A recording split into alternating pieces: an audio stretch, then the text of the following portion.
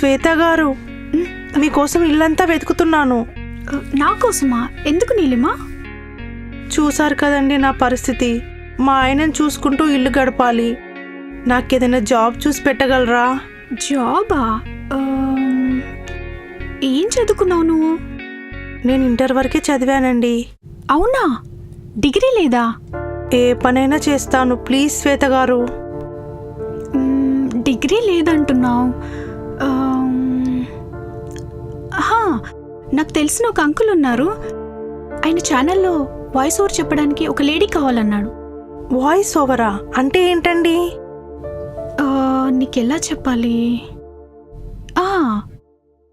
నువ్వు క్రికెట్ చూసేటప్పుడు బ్యాట్స్మెన్ బంతిని బౌండరీ దాటించాడని వెనుక చెప్తుంటారే.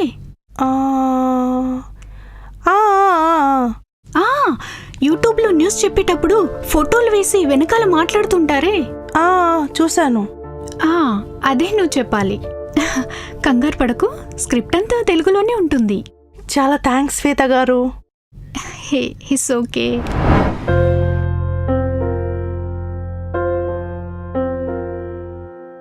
ఏయ్, సారీ ఫర్ ద లేట్. పర్లేదు అంకుల్, నేను చెప్పిన అమ్మాయి తినే. నమస్తే అండి. నమస్తే. ఓకే, పేరేంటమ్మా? నా పేరు నీలిమ అండి. ఓ ఓకే. ఇందులో ఉన్న మ్యాటర్ని కొంచెం లౌడ్గా చదువమ్మా. నా పేరు సుకన్య. నా మొగుడు శృంగారంలో 2.5 నిమిషాలే గడుపుతున్నాడు. అలా నేను బాధపడుతుంటే మా పైనే ఒక కత్తి లాంటి కుర్రాడు. ఏంటి సార్ ఇది? ఏంటి శ్వేత, చెప్పి తీసుకురాలేదా? చూడమ్మా నీలిమ, నువ్వు ఇలాంటి శృంగార కథలు వాయిస్ ఓవర్లో చెప్పాలి.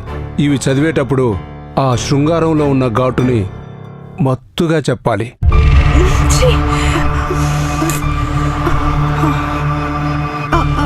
అంకుల్, నేను కొంచెం అర్థమయ్యేలా చెప్పి తీసుకొస్తాను.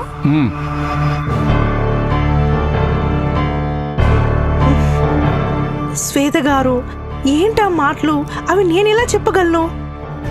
చూడు నీలిమా, నువ్వున్న సిచ్యువేషన్లో నీకు డబ్బు చాలా అవసరం. ఏ మాటలైతే ఏంటి, నీ ఫేస్ కనపడదుగా, వాయిసే కదా. ఆలోచించు ఒకసారి.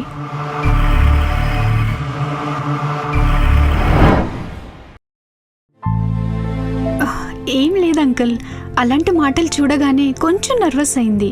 తను చేస్తుంది. షూరా? షూర్ అంకుల్, నేను చెప్తున్నాను కదా.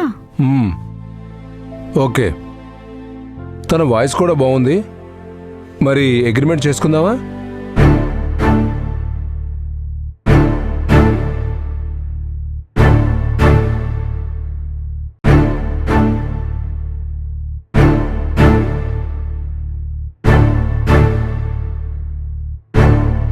Hello.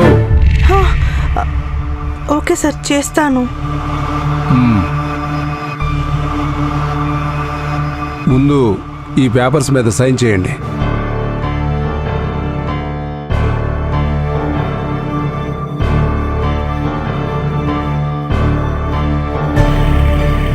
Okay uncle, thank you. మేము ఇంకా బయలుదేరుతాం.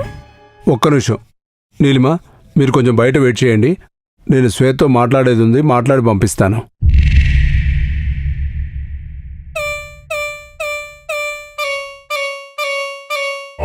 Okay sir.